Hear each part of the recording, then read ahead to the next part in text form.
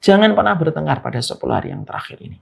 Karena apa? Karena dampaknya bisa menjadikan ampunan Allah itu ketahan di pintu-pintu langit karena kita bertikai dan kita perang dingin sampai akhirnya ampunan itu melambat sebesar kemarahan yang kita miliki kepada pasangan kita ataupun antara kita dengan orang lain.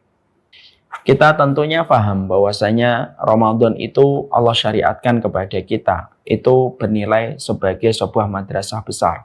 Pastikan kita meninggalkan maksiat. Kalau 10 hari ini, dan masing-masing dari kita tuh yang paling tahu maksiatnya apa yang masih sering kita kerjakan. Setiap orang paling tahu tentang maksiatnya. Dalam surat Al-Qiyamah Allah menyampaikan balil insanu ala nafsihi basirah walau alqa ma'adzirah. Setiap manusia itu yang paling tahu tentang dirinya walaupun dirinya sering mengemukakan alasan. Ya, artinya dari ayat itu pada surat Al-Qiyamah kita yang paling tahu dosanya kita itu beda-beda. Tapi yang jelas manusia itu masih sering membawa dosanya. Pastikan bahwasanya ketika pada 10 hari yang terakhir jangan sampai kita masih melakukan dosa itu. Setidaknya kita paksa sebrutal-brutalnya kita di bulan Ramadan ini pada 10 hari yang terakhir, sebrutal-brutalnya kita tidak melakukan dosa itu. Sekencang-kencangnya tinggalkan dosa itu. Pastikan kita meninggalkan dosa itu. Kenapa? Karena ketika kita sedang menjemput ampunan dan kita berbuat salah lagi, itu yang akan sangat mempengaruhi proposal gerasi kita untuk diampuni oleh Allah Subhanahu wa taala. Gimana kita akan diampuni ketika kita sedang dalam proses untuk merajuk dan membujuk kepada Allah, lalu justru malah melakukan kemaksiatan lagi? Gimana lah caranya? Masing-masing mungkin bisa untuk memahami betul. Gimana sih caranya supaya dosa ini tidak saya lakukan pada 10 hari yang terakhir di bulan Ramadan? Entah gimana pun caranya. Makanya tadi saya mengatakan, lakukanlah sebrutal-brutalnya apa yang bisa kita lakukan untuk nginjak rem dari kemaksiatan dan dosa. Yang kita tekan, yang kita tekan gas ketaatan tanpa menginjak rem sama sekali. Tapi di sisi yang lainnya, kita pastikan jangan melakukan kemaksiatan supaya tidak mempengaruhi proposal-proposal yang sedang kita inginkan kepada Allah supaya kita diampuni oleh Allah. Mungkin ada yang bertanya, Ustadz, kenapa ya ada masih orang bermaksiat di bulan Ramadan? Ada orang yang masih menghujat di bulan Ramadan. Ada orang yang masih mencela di bulan Ramadan. Maka jawabannya adalah simple.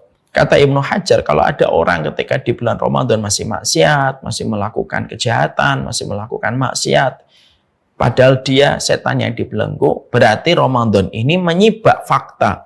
Dialah setan sebenarnya. Karena setan itu dari kalangan jin dan kalangan manusia. Qul a'udzu birabbin nas, malikin nas, ilahin nas, min syarril waswasil khannas, alladzi yuwaswisu fi sudurin nas minal jinnati wan nas. Minal jinnati wan nas. Dari kalangan jin dan kalangan manusia, minal jinnati wan nas. Dari kalangan jin dan kalangan manusia. Berarti yang dibelenggu itu setan dari kalangan jin dan setan dari kalangan manusia. Dialah setan dari kalangan manusia kalau di bulan Ramadan itu masih menghujat orang, masih maksiat. Berarti dia selama hidup ini tuh dialah setannya. Dan itu mengerikan kalau akhirnya Ramadan itu menyibak diri kita ternyata setan. Jadi itu menyibak diri kita itu sebenarnya siapa? Kalau di bulan Ramadan itu kita masih bermaksiat. Terutama pada 10 hari yang terakhir di bulan Ramadan. Tinggalkanlah.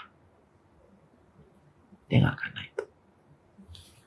Yang ketiga, yang kita harus lakukan supaya memaksimalkan bagaimana kita mendapatkan ampunan pada 10 hari yang terakhir di bulan Ramadan. Yang ketiga, memastikan betul bahwasanya jangan sampai kita melakukan tindakan-tindakan yang bisa menjadi penghalang dan menjadi barrier yang bisa menjadikan kita gagal diampuni oleh Allah.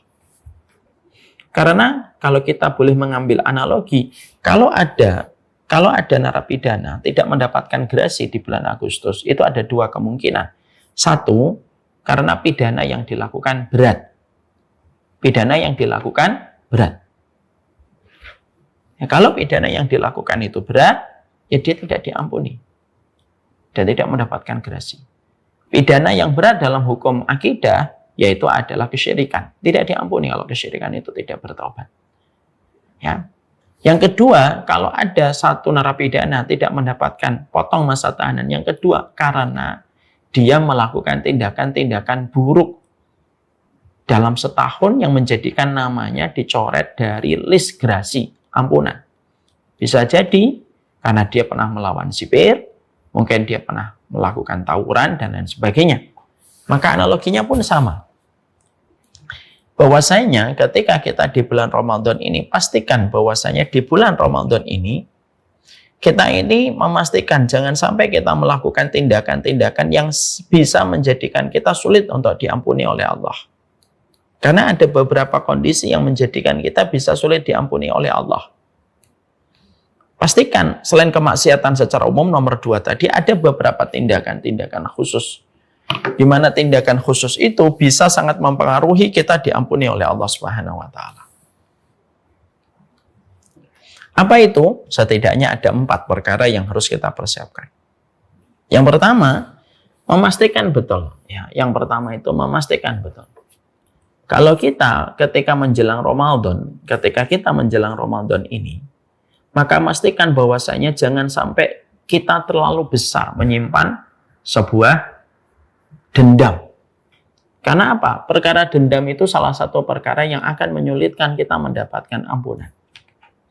Kita belajar di dalam surat An-Nur ayat 22 ketika Allah memberikan nasihat indah kepada Abu Bakar. Ketika Abu Bakar pernah terkecewakan oleh Mistah bin Usasah. Mistah bin Usasah ini kerabatnya Abu Bakar, dari kalangan fakir miskin, tapi kerabat dekatnya Abu Bakar, dan dikasih tunjangan oleh Abu Bakar. Loh kok tega? Mistah bin Usasah itu ketika Ibunda Aisyah difitnah berzina, Mistah bin Usasah termasuk yang membesarkan berita viral dengan tagline Ibunda Aisyah berzina.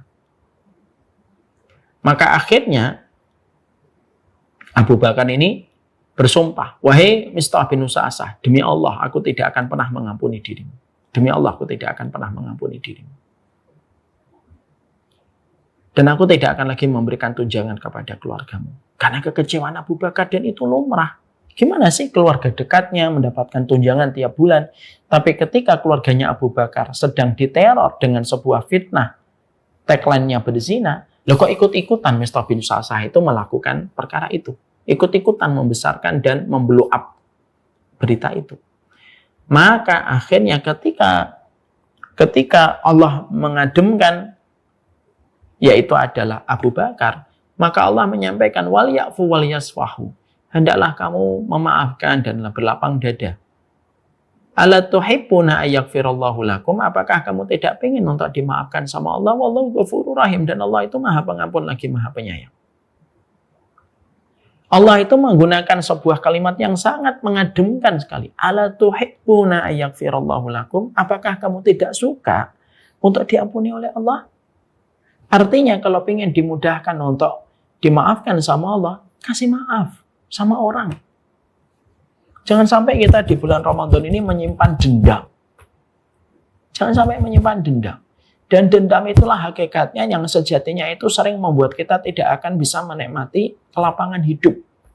Jangan nyimpan dendam. Makanya kalimat yang sangat indah Allah sampaikan, ala tuhibbuna ayaghfirallahu lakum? Apakah kamu tidak suka ketika Allah itu memaafkan dirimu? Kamu memang nggak suka Allah memaafkan dirimu. Dan sebelum Allah menyampaikan kalimat itu, Allah sampaikan apa? Wal ya'fu wal yasfahu. Hendaklah kamu berlapang dada dan hendaklah kamu banyak memaafkan. Artinya, kalau kita menyimpan dendam, itu akan menyulitkan kita untuk mendapatkan ampunan. Sebesar dendam itu, sebesar itulah kita akan menggelapkan kesehatan kita. Sebesar dendam itu, kita tidak akan merasakan kelapangan, dan biasanya sebesar dendam itulah yang akan menyulitkan kita untuk mendapatkan ampunan dari sisi Allah. Maafkan. Bukan masalah siapa yang pantas untuk dimaafkan ataukah tidak. Tapi ini bicara bahwasanya memaafkan itu untuk kita. Untuk meringankan hati kita. Karena tidak ada hati yang paling berat kecuali hati yang menyimpan nama orang yang kita benci di dalam kehidupan kita, dan nama itu adalah nama orang yang kita dendam kesumat kepadanya. Jangan. Yang kedua, memastikan kita ketika di bulan Ramadan ini pada 10 hari yang terakhir itu apa? Yang kedua, tidak usah bertengkar, terutama kepada keluarga. Jangan ada pertengkaran yang membuat kita sampai mengalami perang dunia ketiga di keluarga kita. Udah tahan, suami istri saling nahan. Maka kita mendapatkan satu hadis yang disampaikan Nabi, tuftahu abwabul jannah yaumul isnin wa yaumil khamis. Sesungguhnya pintu surga itu dibuka pada hari Senin dan Kamis. Dan mengampuni siapapun yang Allah kehendaki, kecuali orang yang melakukan kesyirikan. Dan yang kedua, walam yakun bainahu wa bainahu syahna. Orang yang apabila satu dengan satunya itu terlibat dengan pertikaian, pertengkaran, maka dua orang ini, kata Allah, undur hadaini hatta yastaliha. Tahanlah, jangan diberikan ampunan kepada dua orang ini sampai mereka berdamai. Jadi Allah itu sampai mengulang kata, tahanlah, ampunan jangan diberikan kepada kedua orang ini sampai mereka berdamai. Dan itu umum antara kita ketika bertengkar sama orang, ya, atau antara kita dan pasangan hidup kita di dalam rumah. Jangan ada pertengkaran. Ibu dengan anak, jangan bertengkar pas. Kalau bisa hidup kita sih nggak usah bertengkar. Tapi kalaupun akhirnya nggak bisa, setidaknya pada 10 hari yang terakhir ini jangan bertengkar. Jangan bertengkar, demi Allah jangan bertengkar. Jangan pernah bertengkar pada 10 hari yang terakhir ini. Karena apa? Karena dampaknya bisa menjadikan ampunan Allah itu ketahan di pintu-pintu langit karena kita bertikai dan kita perang dingin sampai akhirnya ampunan itu melambat sebesar kemarahan yang kita miliki kepada pasangan kita ataupun antara kita dengan orang lain. Ingat ya kata Allah, aku ampuni pada hari Senin dan Kamis, apalagi Ramadan. Sudah Ramadan, Senin dan Kamis, aku ampuni kecuali yang berbuat syirik dan orang yang terlibat konflik yang tidak mau berdamai. Sampai mereka mau kembali untuk berdamai kembali. Dan Allah mengulangi kata-kata kepada malaikat, tahan kepada dua orang itu sampai mereka berdamai. Kalau mereka sudah damai, baru diberikan ampunan. Dan itu menjelaskan kepada kita hal yang membuat kita harusnya bergidik untuk membangun kesadaran kita. Itu yang kedua.